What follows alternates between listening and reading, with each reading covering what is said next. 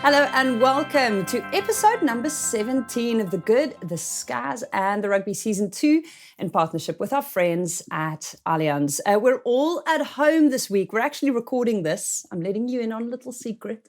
On Easter Monday. Scaz joining us from home in Leicester after a big weekend of Easter egg hunting. Did you go Easter egg hunting, some other hunting? What were you up to? The sun was shining all over this little island of ours, it seems. Yes, definitely some Easter egg hunting was had. And I still claim that I won, but it gets pretty competitive in my household or my family for sure. So Dad was running around with a giant basket, taking everybody out. My auntie had hidden them, so she was trying to throw people off the scent, saying that she'd thrown a load in a hedge that she hadn't. So it was good fun. And yeah, as I say, I still claim that I won. So it's all good. Competitive spirit going strong on the Scaz farm. I'm at home in London where it's so sunny. I'm wearing short sleeves. It was a big Easter weekend of unpacking boxes because our shipment of stuff from South Africa arrived on Good Friday morning. It was a good Friday of unpacking. But now suddenly I have so much clothing because I have only been wearing the stuff that I brought over in my suitcase for the last 6 months. So I'm rediscovering lots of old favorites. So it was a bit like Christmas and Easter all rolled into one, complete with sunshine. Did you have that? Sorry, did you have that thing where you're like, oh my God, did I used to wear this? And also, oh my God, why did I pack this in and ship it across the ocean? Why did I pay for this? Yeah, literally, this is something that could have just stayed home. So you keep pulling things out and it's like a surprise packet. Some of it's great, like, oh, yes, I'm so glad this is here. And then half of it's like, oh, what was I thinking? But I mean, I did do this packing in September. So I was a different person then. The most important aspect of this entire big crate arriving business is that we unboxed the coffee machine first, and the quality of coffee in this household has skyrocketed. It's so amazing. Good. Game changer. That is literally, I mean, that is why I'm so chirpy. Suddenly, everything is so much easier to face in life because we're starting off on the right note every morning.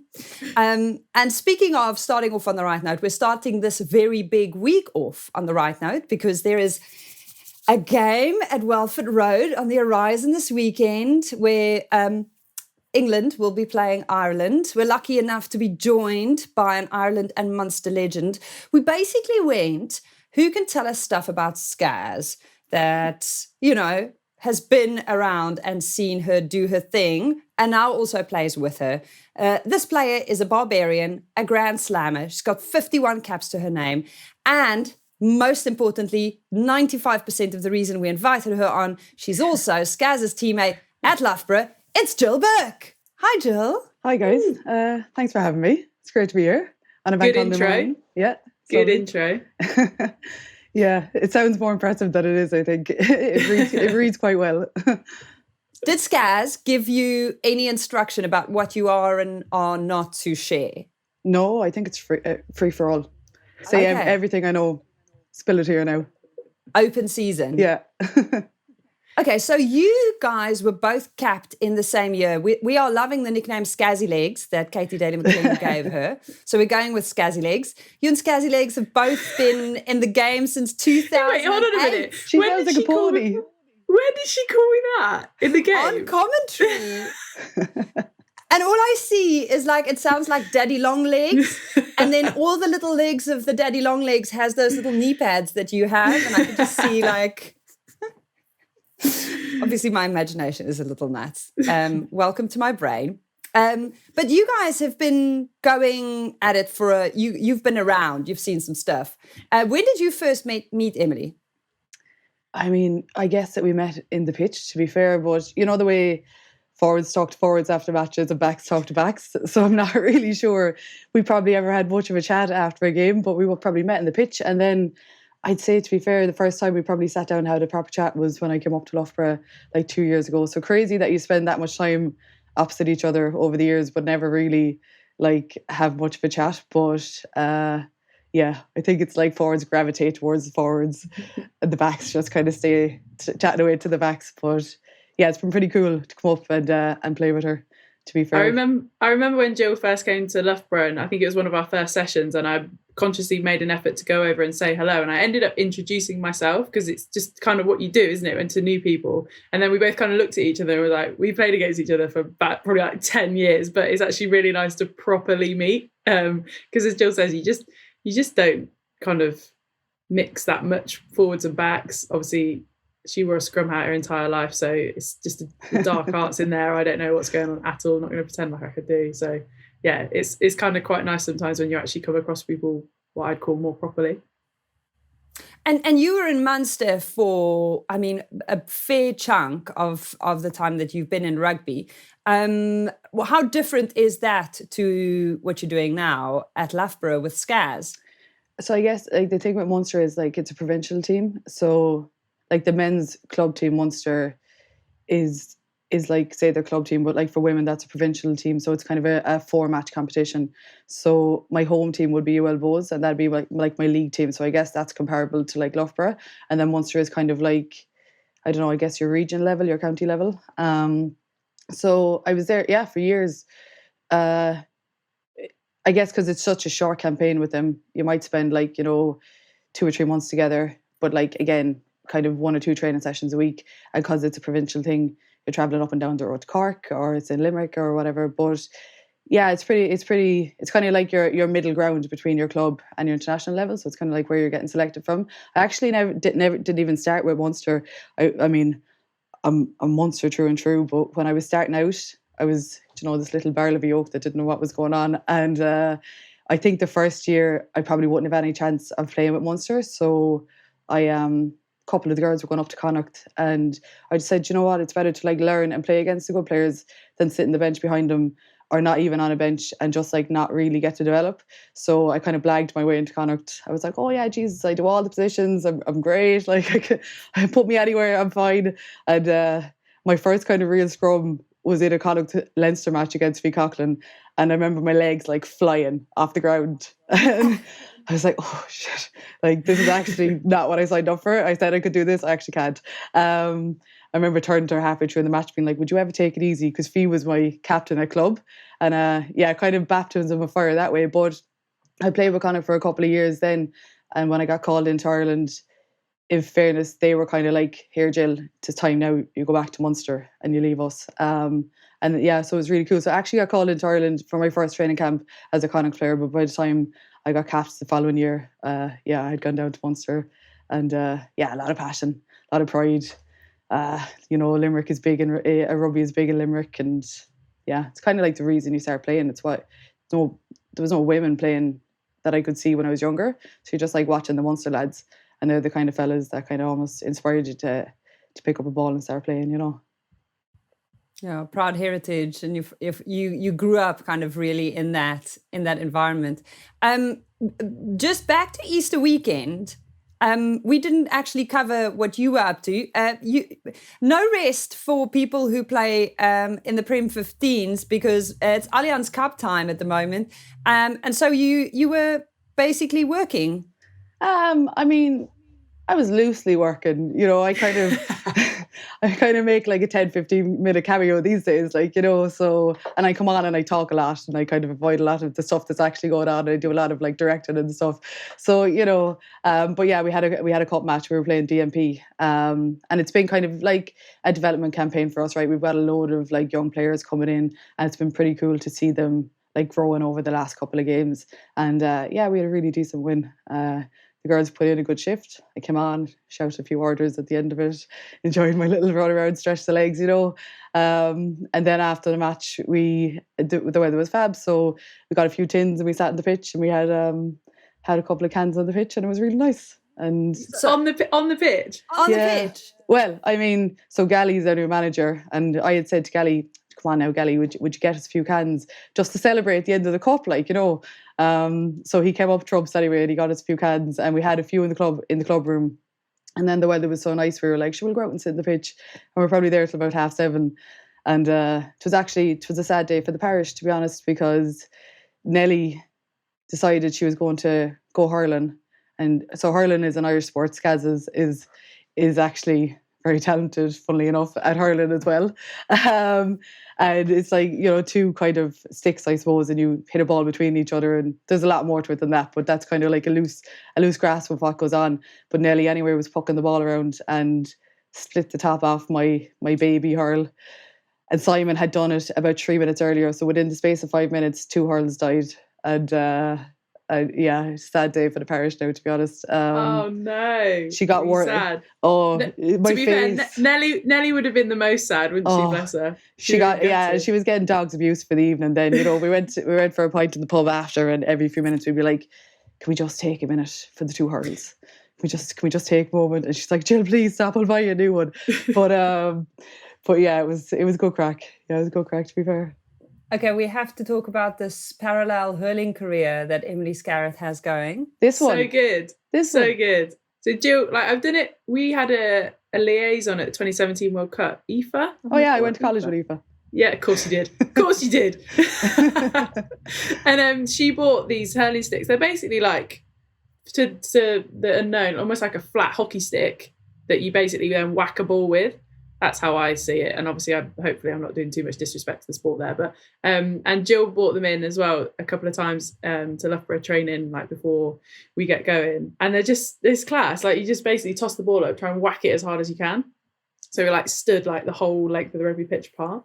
Sorry for my ignorance. Is this the thing where it's like hockey, but the ball is in the air? It flies?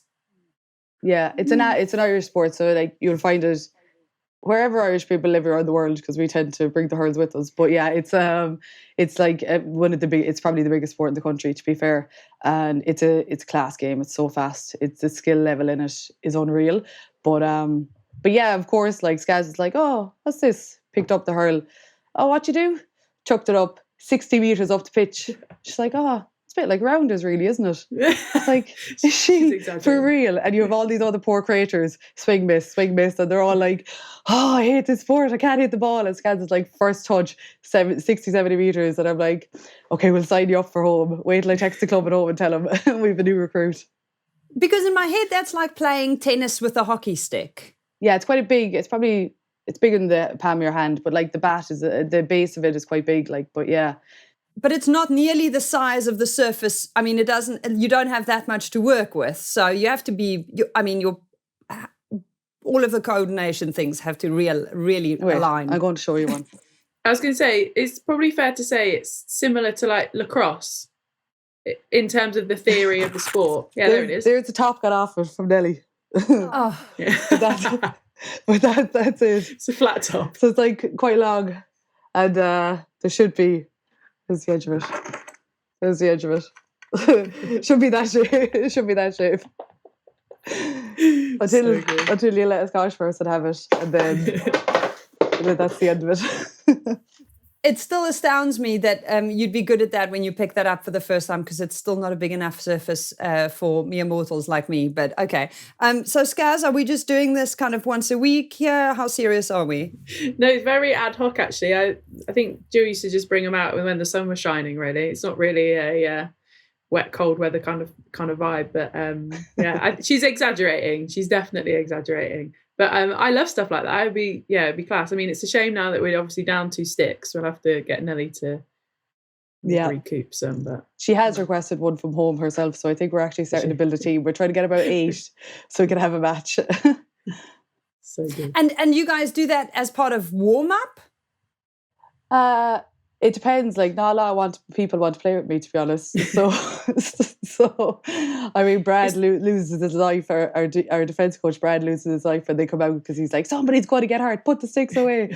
But yeah, it's not the most inclusive, is it? Because generally you've only got 2 or 3 sticks, and there's like 30 of us. So it's just kind of more chilled, like just having a hit around, really. But like the USA Centre below that's with us at the moment, she's taking it now like a duck to water, and she loves it. So like even before the match the last day, the 2 of us were pucking the ball up and down the road before we went in to get changed.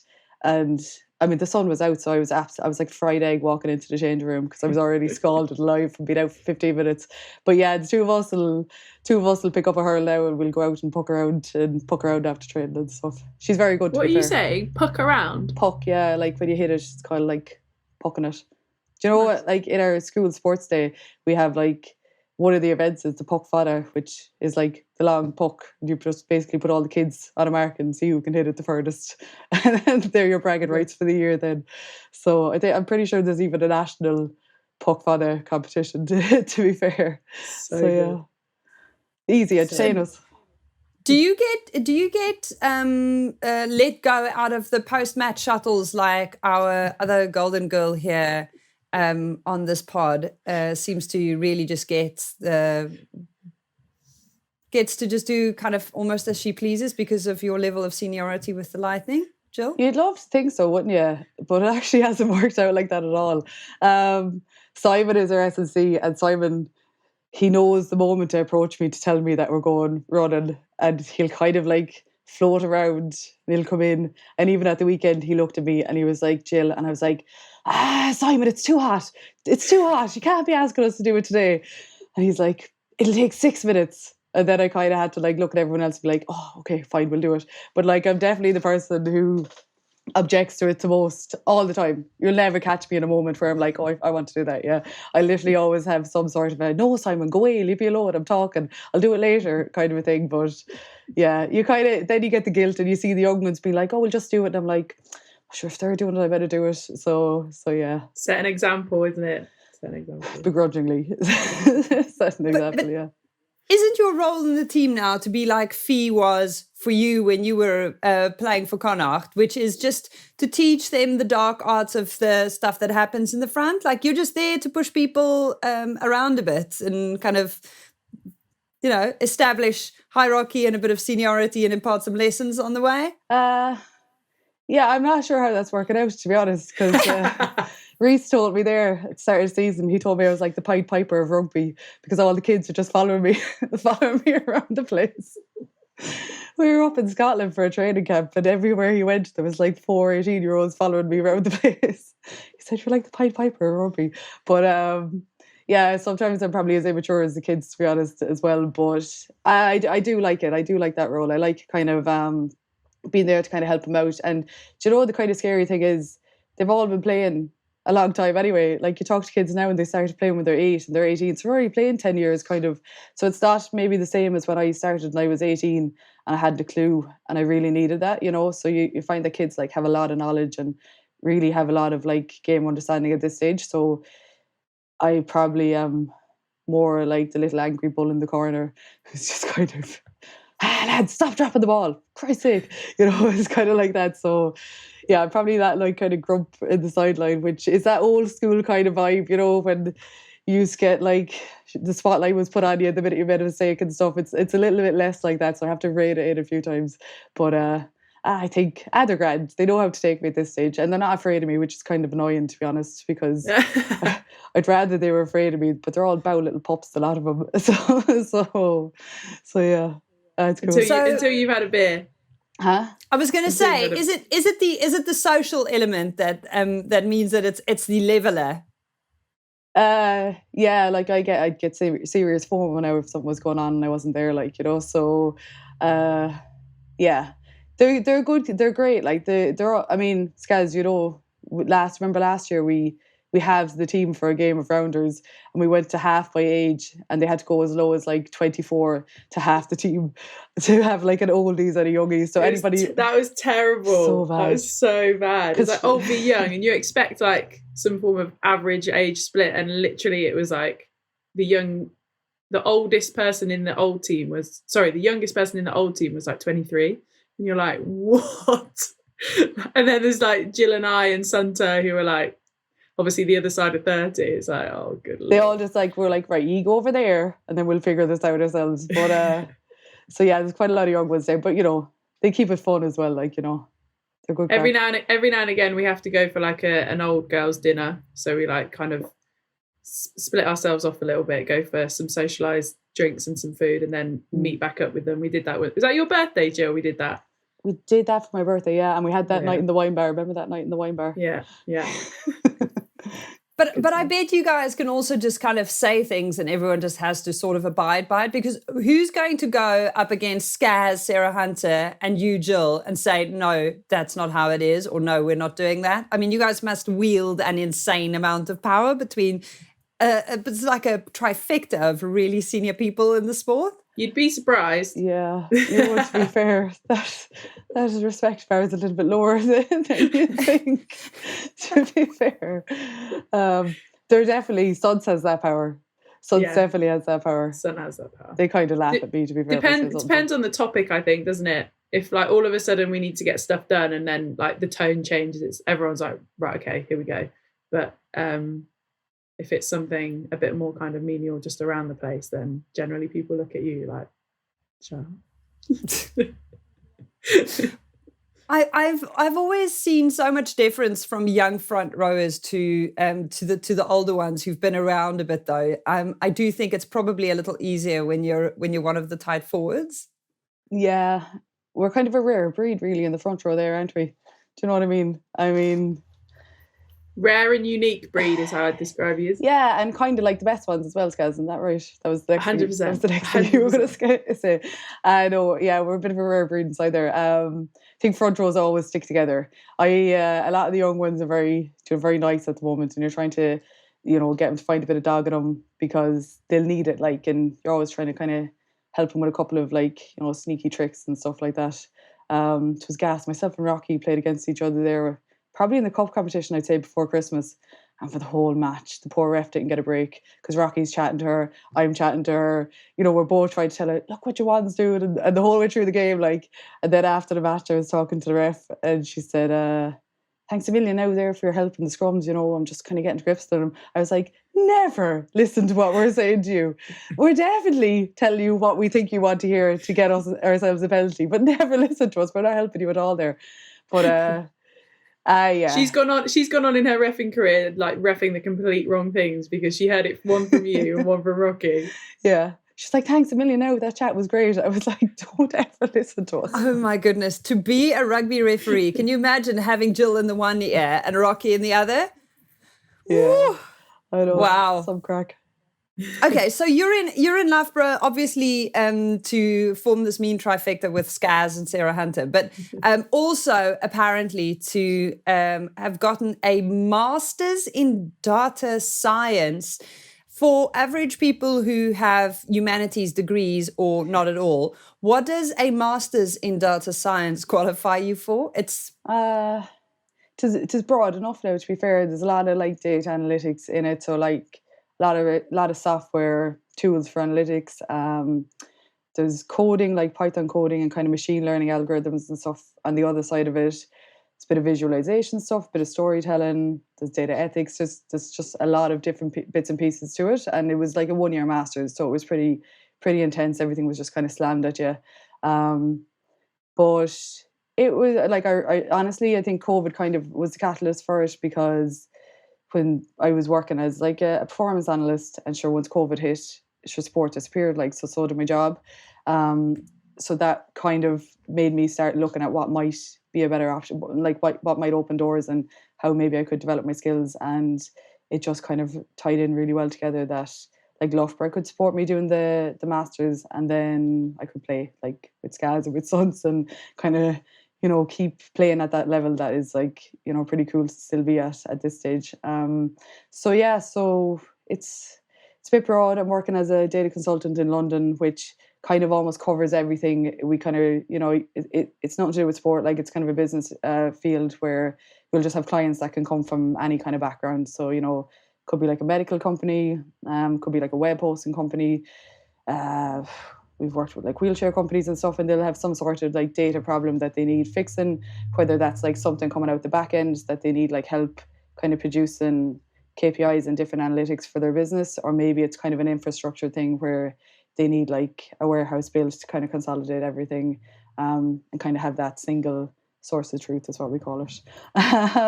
So there's a good bit in it. I did my thesis around momentum in rugby and kind of looking at a machine learning model that could kind of identify trends where teams were kind of in control of momentum and possession. I think kind of what I realized from that was like that's a much bigger thing. It's not a master's, it's like a PhD. There was so much in it. So I kind of only scratched the surface on it.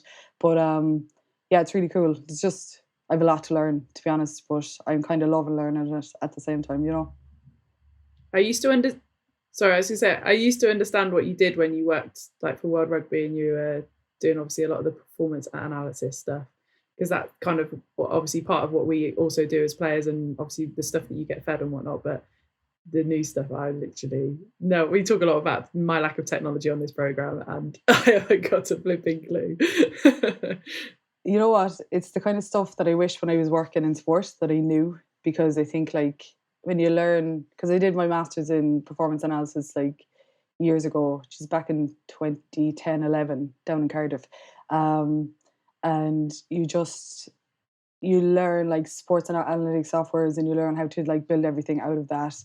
And I think if we had the tools that are used in business alongside those kind of sports analytics softwares, you know, you'd be starting to open up like a lot more kind of information there and unlocking a lot more kind of options.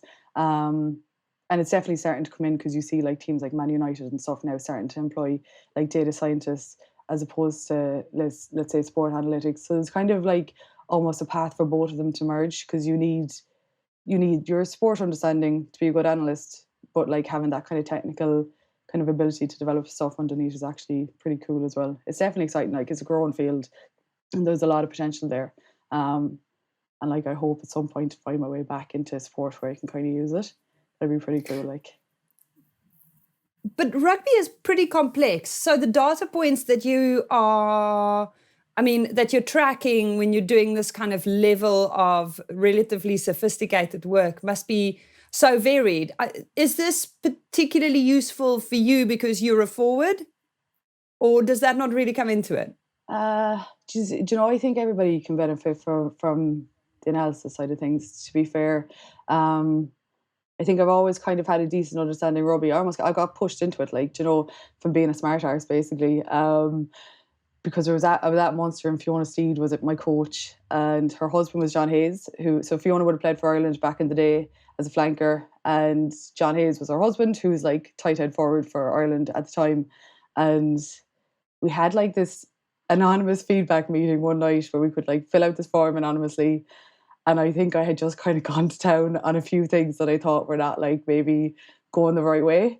And the next training session, she came in and she's like, "I want a word with you." I was like, "Oh, shit." And she was like, "I want to talk about your feedback." And I was like, "That was anonymous." And she was like, "Yeah, but I know how you talk about rugby, so I know it's you. So we're going to talk about this." So we kind of had a discussion around the different points and whatever.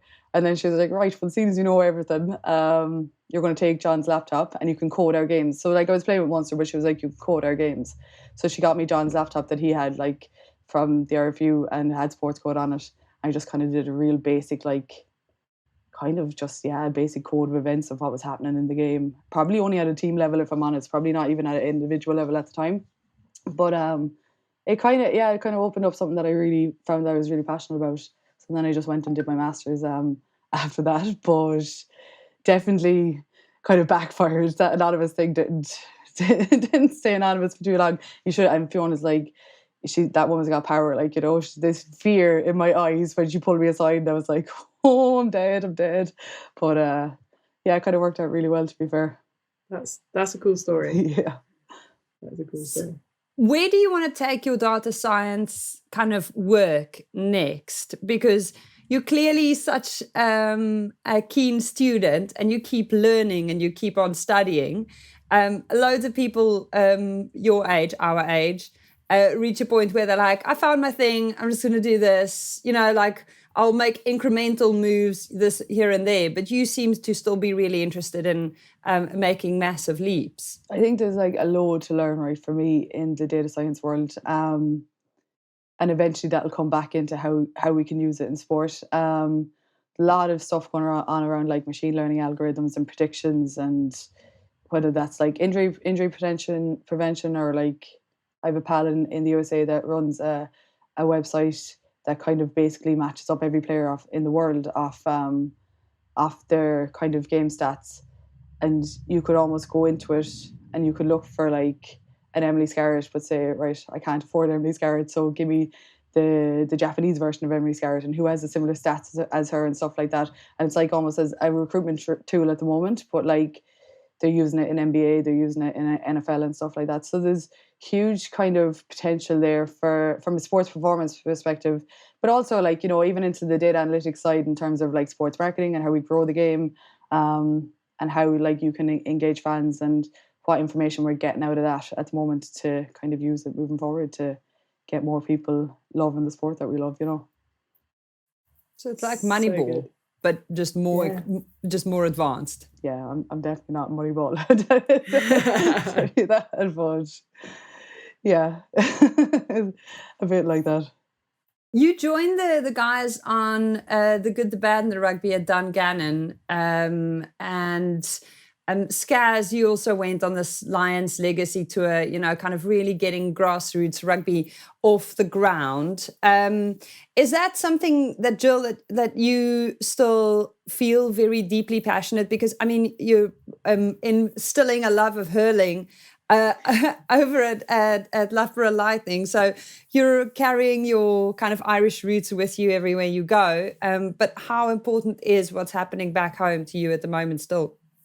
I mean, it's been something that we've been kind of campaigning for years for change, and you know, I mean, it has developed, right? When I was growing up, there was no like women visible in rugby, there was no underage set up, so you know, from that point of view, now there's opportunities for young girls, and there's like some very good underage structures there.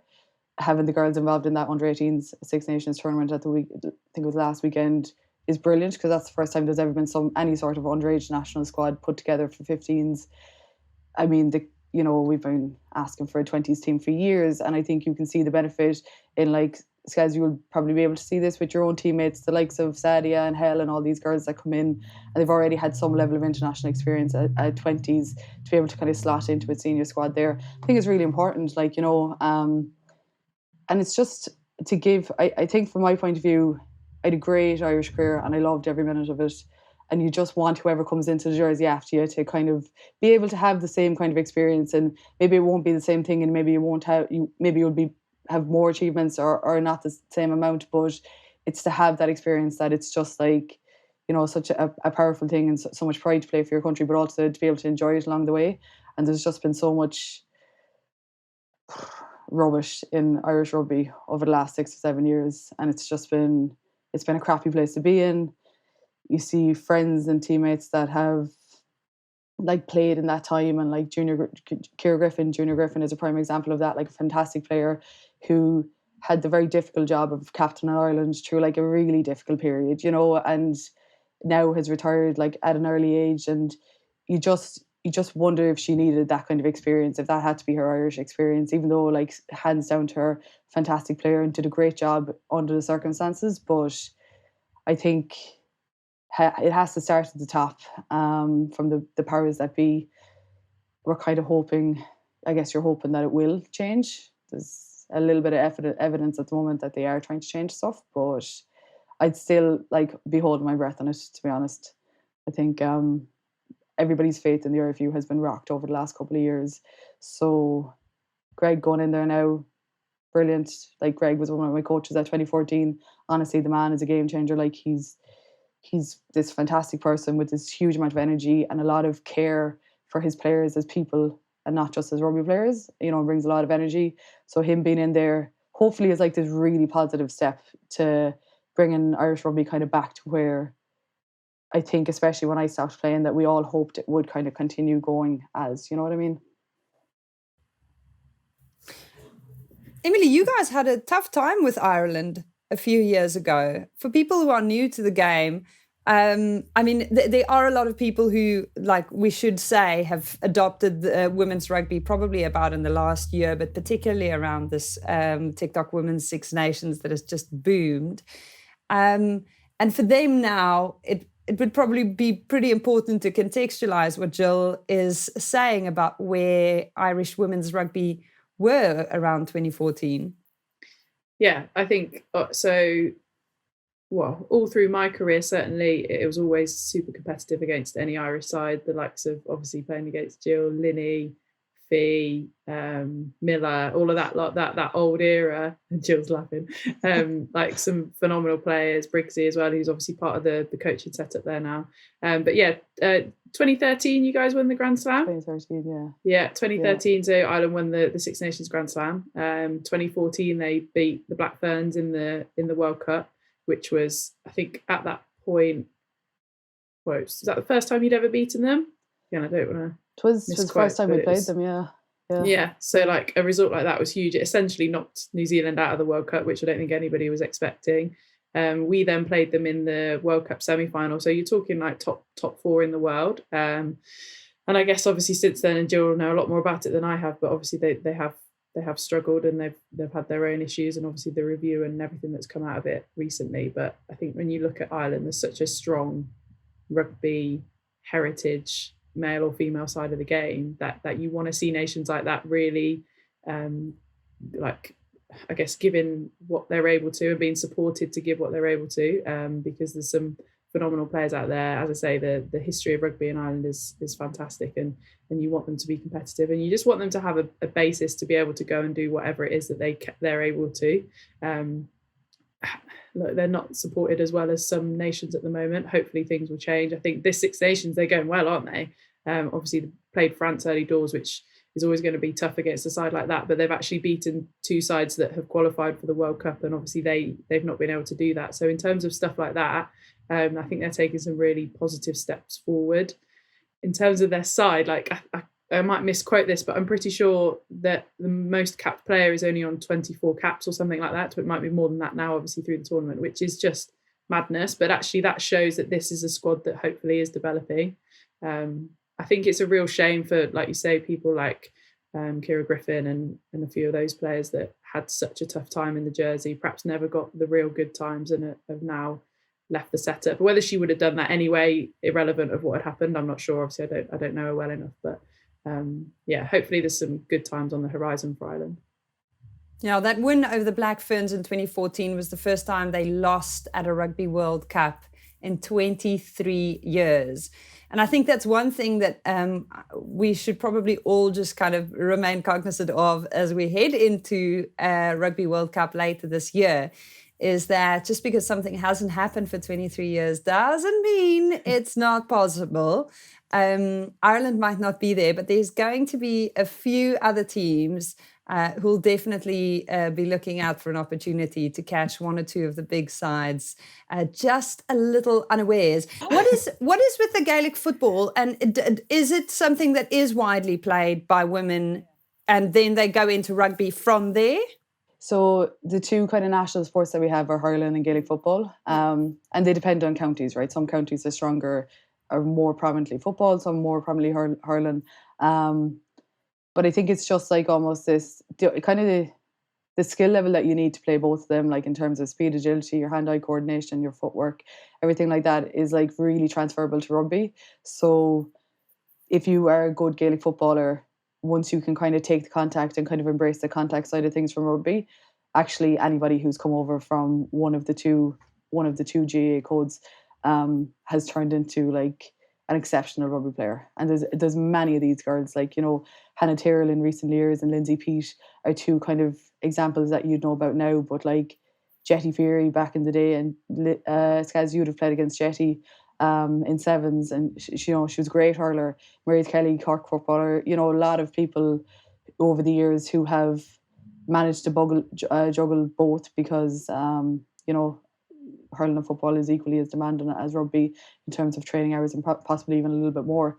But there's always been a great transfer. Like, so if they kind of like can like the contact side of it, actually it's like a really good pathway, and it gives you that basic skill set that almost sets you above a lot of people straight away. Like, you know.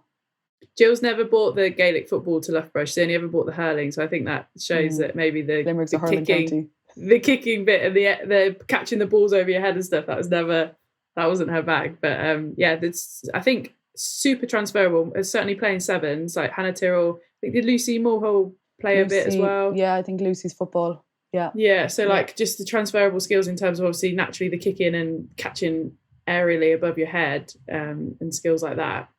you can tell the players that played it. Hannah Tyrrell and I used to have some awesome aerial battles back in the sevens days at restarts, and she was so good at it. But it certainly helps, I think, in the development of things like that. And it's a huge sport, you know, like there's hundreds of thousands of girls playing that at home, like, and if you can just take a few of them into rugby, they add so much impact. But I mean, that's like, they're your main sports at home, you know, every kid in every parish is grown up with a hurler or football in their hand, like, you know, so it's great to get the girls across, but it is like hard to get them across because it is like your kind of home sport, you know, it's part of the family, like part of the parish. When you were on The Good, the Bad and the Rugby at Dungannon, you spoke about the sevens program. In 2014, England kind of went one direction and Ireland went another. And Ireland seemed to, well, what it boiled down to in practice, really prioritize getting a sevens program that could go for an Olympic medal up and running, maybe sometimes at the cost of the 15s program. Is there simply not enough talent to be able to do both, not enough funding, and so one was kind of prioritized over the other? Is there a better way of doing it so that all of that GAA talent could kind of be split between the two? Like, how do you solve the situation? Because a few years ago, Ireland were very competitive, and unfortunately, since there's been this drop-off where now they haven't qualified for the World Cup. So going ahead, is there enough talent there to do both really well? I think, you know, Scaz, you can talk better about this, but I think sevens and 15s are like two completely different games in the pitch. And what kind of happened was they like ID'd a lot of people who could be very good at sevens rugby and then parachuted them into 15s games and 15s teams without much training, without much club time, game time behind them.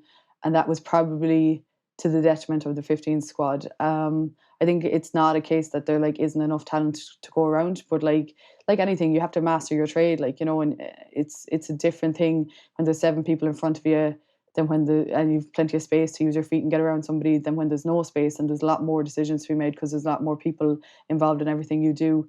So I think that was like difficult, right? And difficult for a squad point of view, that people would train to a certain point and somebody would just come back out of nowhere, not have been at any training squads and suddenly are playing in a jersey. It doesn't help cohesiveness in a team either, because you need to train together to kind of get used to each other. There's plenty of talent in Irish rugby. It's just like giving people, I guess, time and the opportunity to develop. And, you know, I think the club game is a big part of that. Like, I think you have to play 15s rugby to go on and play in a 15s team. And it's difficult probably to bounce between the two unless you have like a massive amount of experience already behind you in the 15s game.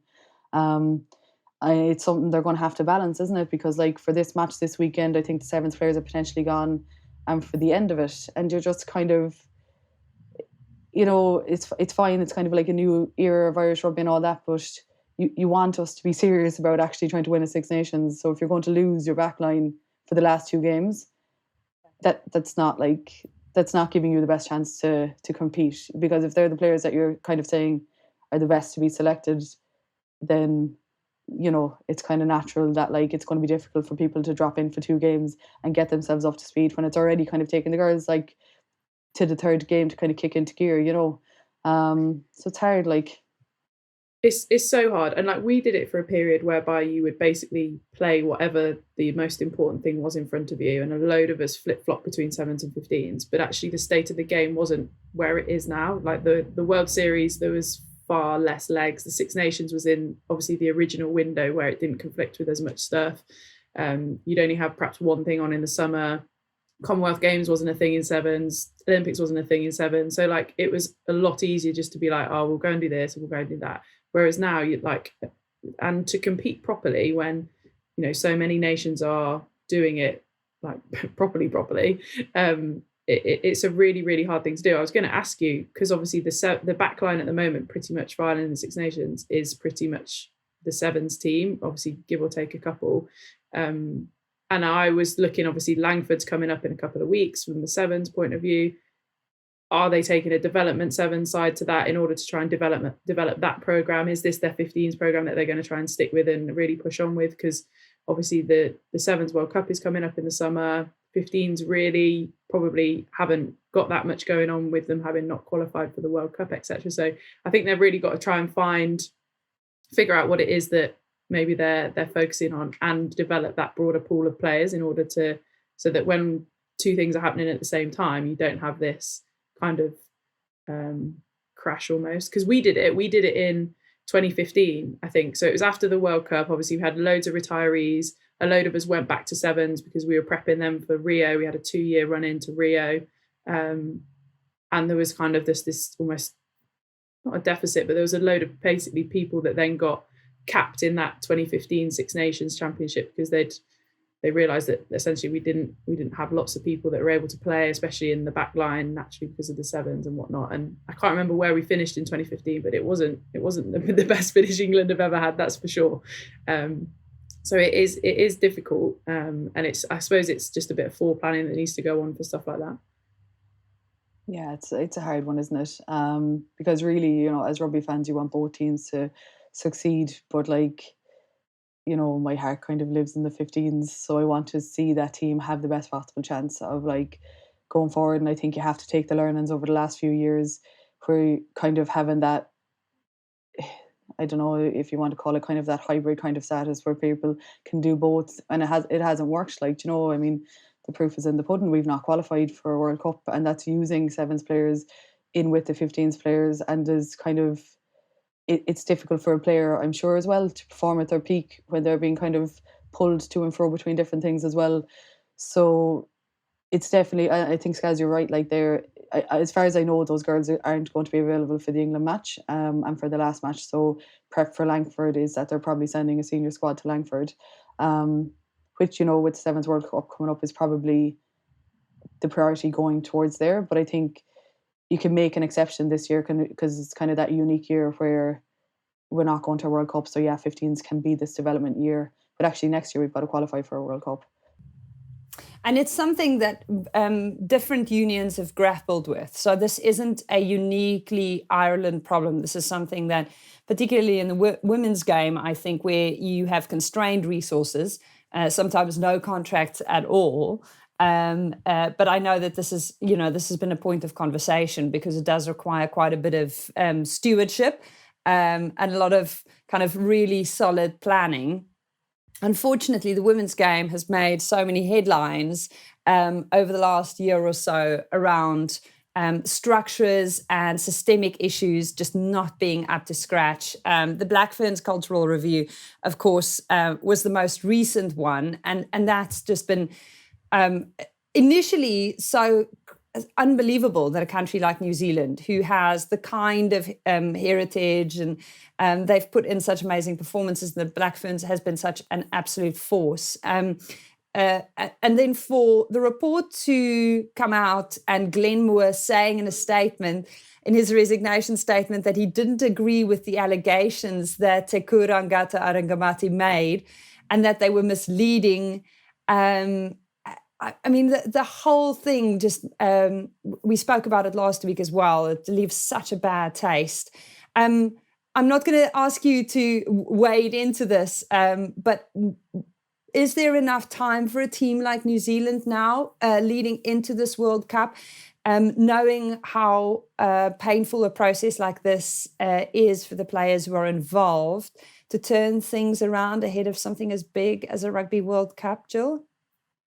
I mean, it's New Zealand, so I think a home World Cup and the talent that they have in there, there's time for them to turn it around for sure. And definitely we saw probably a different New Zealand team than we expected in the November internationals. But there's buckets of talent inside there, and if they get it right and get the right people in around those girls and give them the right support, I'm sure that they are going to show up at a World Cup with the intention of winning it. So, but it is just disappointing. And I think the more time you spend in rugby and the more people you meet from different countries, the more you know that this actually goes on everywhere. And somebody just has now, very bravely from a New Zealand point of view, kind of put up the flag and said, okay, I've had enough, but I think you go into any union and there could be a lot of stories around, women in rugby and how they're treated, and whether that's like treated as a woman or treated as a professional or as a player, either or, sometimes even just as a person, you know. There probably is plenty of stories around the world that would kind of almost shock you to see how people manage to put themselves on a pitch and do their best with the background behind it, you know. And this is not a rugby problem, just to be clear, because Northern Ireland football manager Kenny Shields said women are more emotional than men when they were conceding goals in a match against England in front of a record crowd.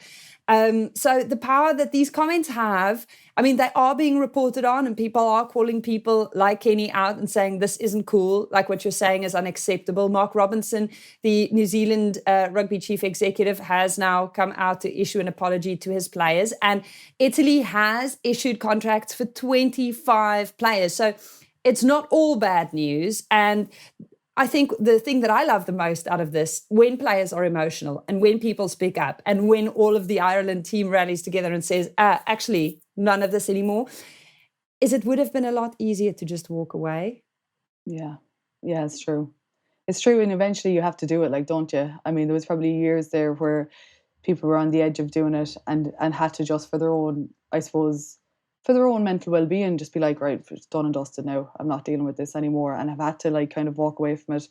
But I mean, the thing is, your man saying those comments, you're just like, what were you thinking? Where are you going?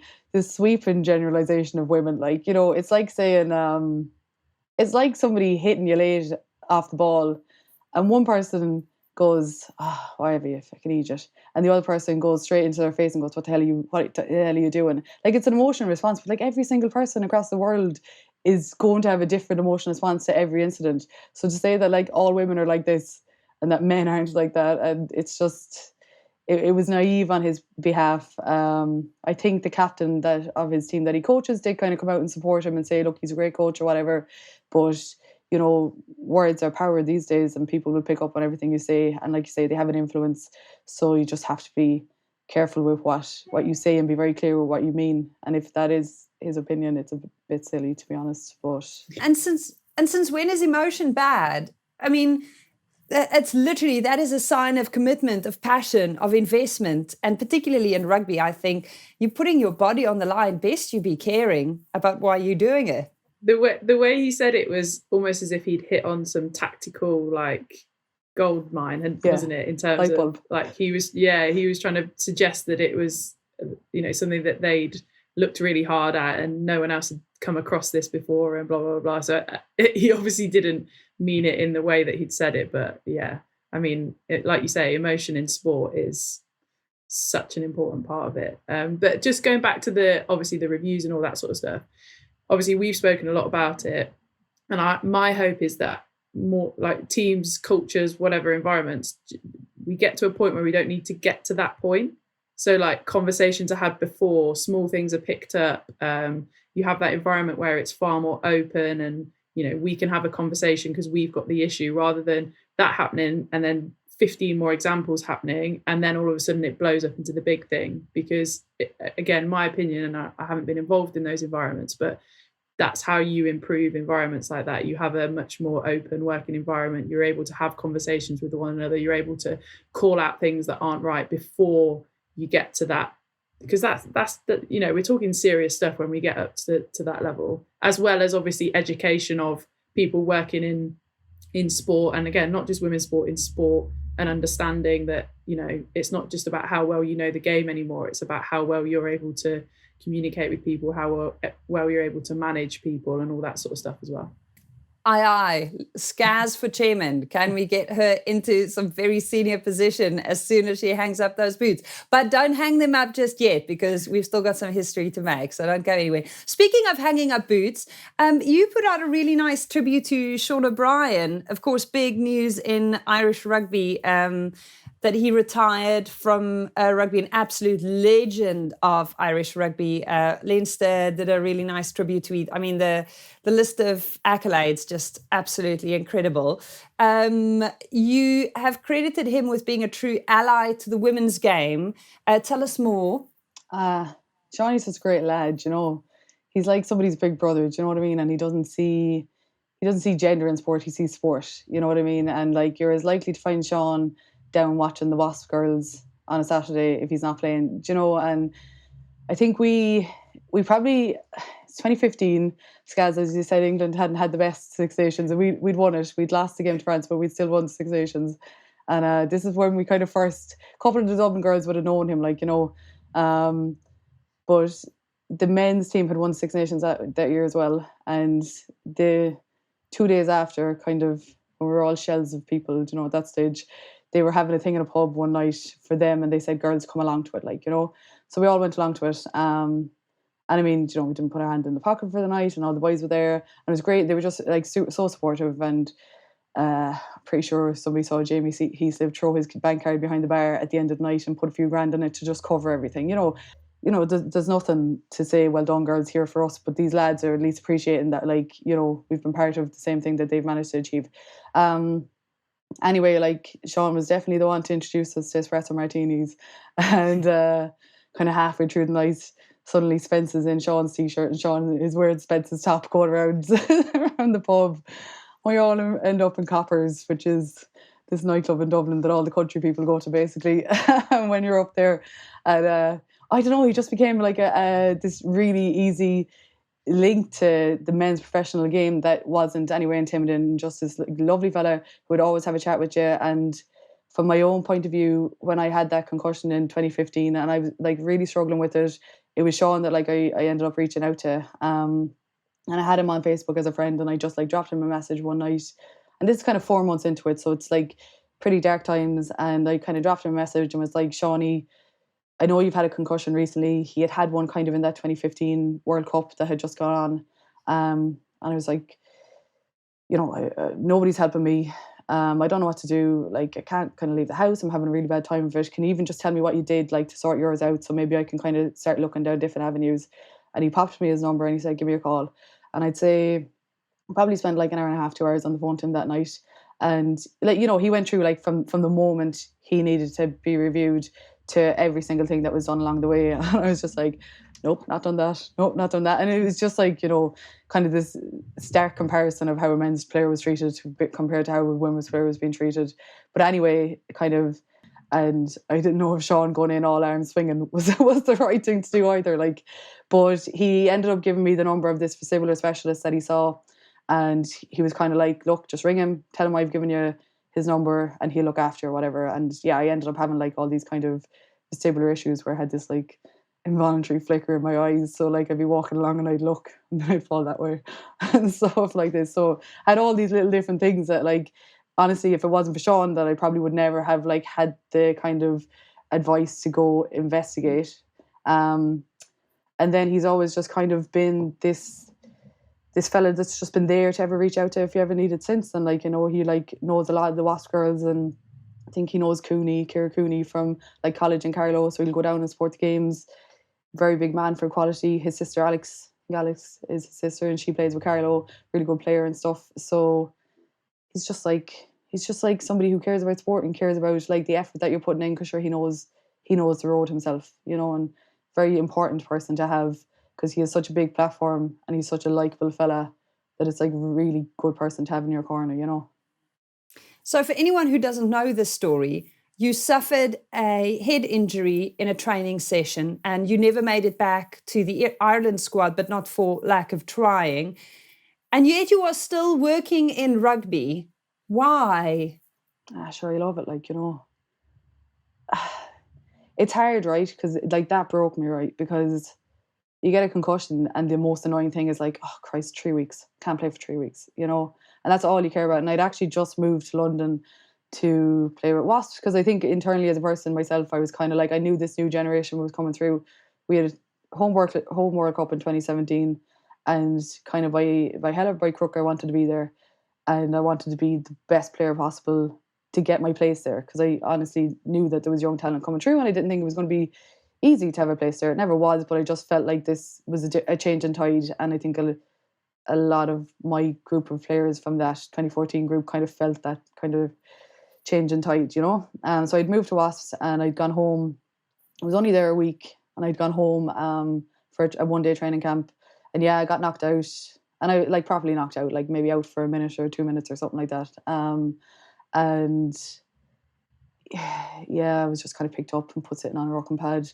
And the thing was, like, you kind of woke up every day kind of expecting symptoms to kind of be gone, and then they weren't gone, and then it kind of rolled into weeks. And I'd been to A&E a few times myself, like, just because I felt like I was going to die, like, you know, I was really, like, felt terrible, and I was just like panicking on my own kind of in London, be like, right, I better go to A&E and make sure I'm not going to kind of keel over. Do you know what I mean? And I kind of always said I'd never let the jersey come off my back till it was torn off, and I just never really had a choice in it, like. And then, yeah, it kind of was at that point where I was probably very lost in myself. Like, it took a big hit on me as a person, because you don't realise that your identity kind of lives around rugby, and then suddenly the whole thing is taken from one day, and like you've had to pull back from your friends because you find it really hard to support them because they're doing something that you really want to do, and it's a very difficult time. And yeah, I was kind of at that point where I was like, right, I want to love this game again, and I also kind of need to find myself now as a person.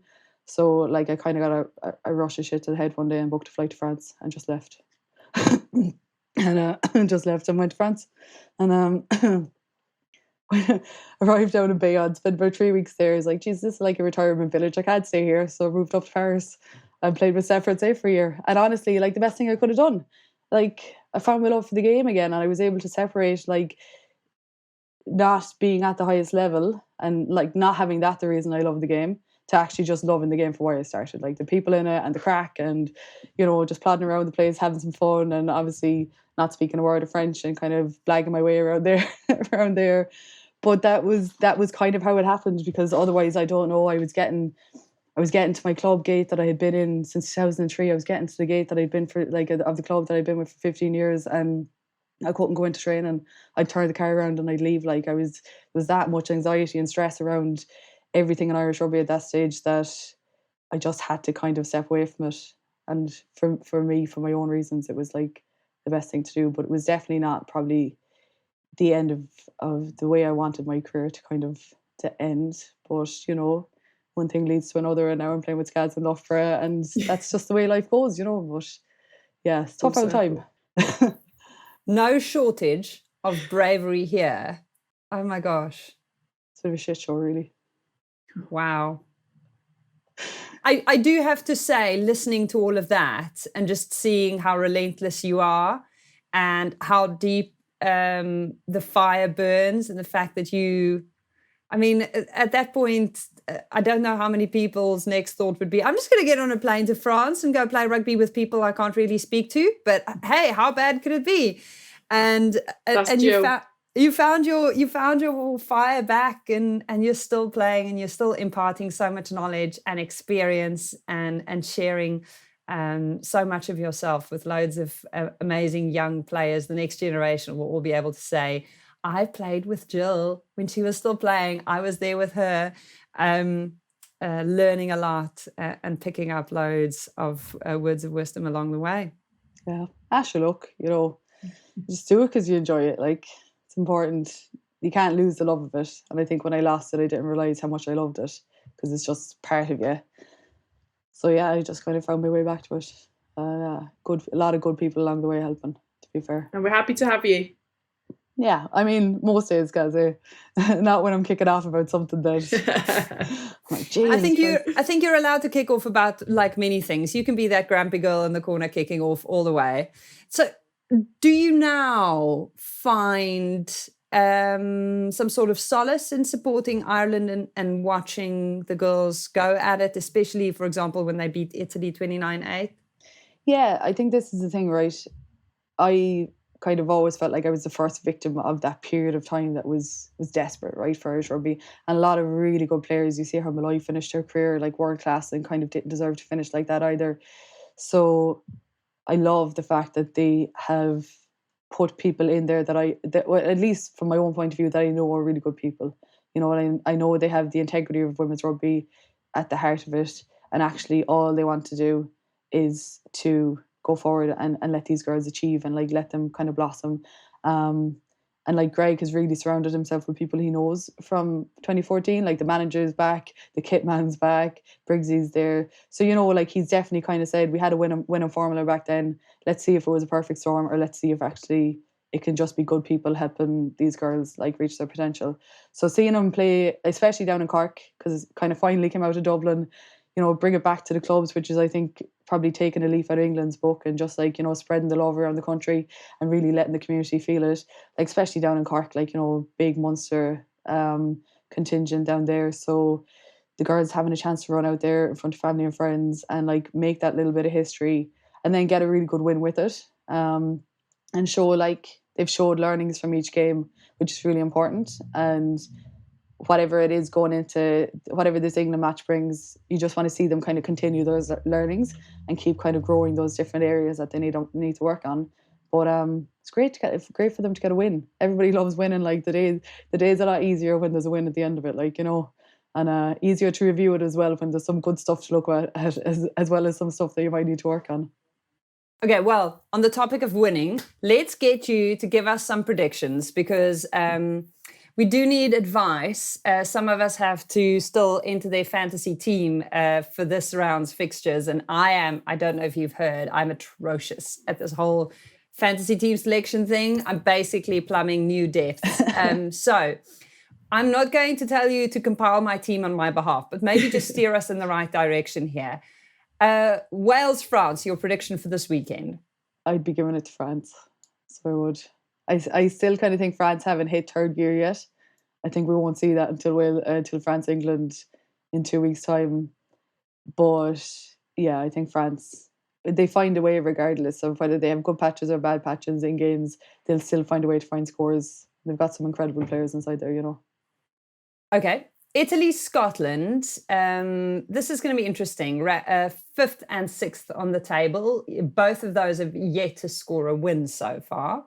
I think, you know what, watching the Scottish girls last week, and especially the second half performance they put in, I think if they build on that, the matches there's for the win, and they've, you know, they're kind of like Ireland in that respect. They're kind of growing game by game. Definitely that second half, you know, I think it was a 0-0, a nil for France in the second half. And to keep France kind of scoreless in a half is pretty impressive, in fairness. So yeah, they have like to keep on those learnings, but I think I would imagine that they're going to take the win out in Italy. Fingers crossed. We've got a lot of Scottish friends as well, haven't we? So we're a bit biased, if we're honest. We might have. I think we might have 7 or 8 on the team. I have a feeling Scaz is going to go Scotland on this one, right? 100%. Yeah, got to. Okay. And then, Gill, team talk for the Irish girls right here, right now. Do you know what it is, right? There's a load of lovely rugby being played. Now, I'm kind of talking about the team that have played the last 3 weeks, you know, because we don't know what's going to come out, whether they're going to have the same backline or not. As far as I know, they had a one-day camp this weekend to kind of almost bring in anybody new. So it could potentially be a different type of backline. I think set piece needs a bit to work on, but it's been improving. They have a lovely line out. They have a lovely base of a line out there. They just need more consistency in it. So like, will be hard to go up against an English line out, but I think, you know, smart decisions and they can have a good day there. The main thing for the girls is to like kind of null down their penalty count, because it's been pretty big, and we kind of all know that you let England kick into a 22 and there's kind of a rare chance they're not coming out of there with a score, like, you know, whether it's through that maul or the phases after. So I think penalty count will be massive, but you just want to see the girls improving. Like, I mean, obviously it's a big clash, right? It's England versus Ireland, so for us that's like the biggest match, because, you know, pulling from the history and all that kind of stuff. So for us that's a big game, so you're always going to have the girls like completely up for it, and there'll be a big gust of wind at the start, and I just kind of hope that they can build on that and like really work on containing what England throw at them. But positives would be improving their penalty count, getting a bit more lockdown on their set piece, and I know that Greg will be telling them just play. His big word is express yourself. Don't worry about the number on your back, express yourself. And I think you're starting to see that in like Sam Monaghan, her little flicks out the back door, and, you know, Linda and stuff like that. You're starting to see that in players who are not feeling confined to just do one job anymore. So hopefully they keep building on that. And it could be in front of another record. Well, yeah, whether it's another record or something quite similar, could be It'll be mega.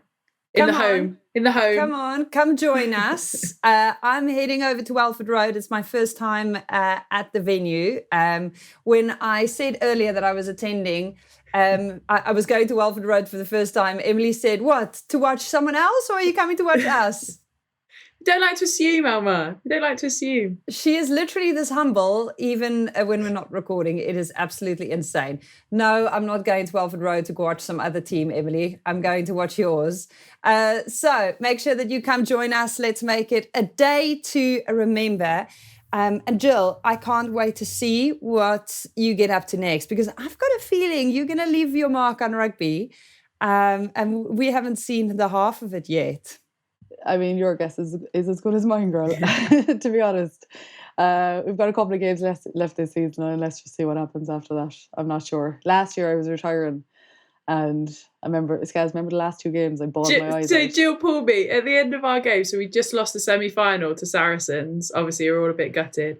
She was, Scaz. She'd been talking about retirement. She was, Scaz, can we have a photo? Like 2 old girls, like, this is the last one. This is me done. Da, da, da. Made a big fuss of having all these photos with people.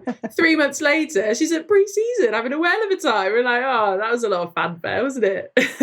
I'm not being funny. Like, when I told the girls at home that I went back to pre-season, they were like, I'm actually mortified for you that you cried. And then you showed up at pre-season. I was like, I don't know what's wrong with me.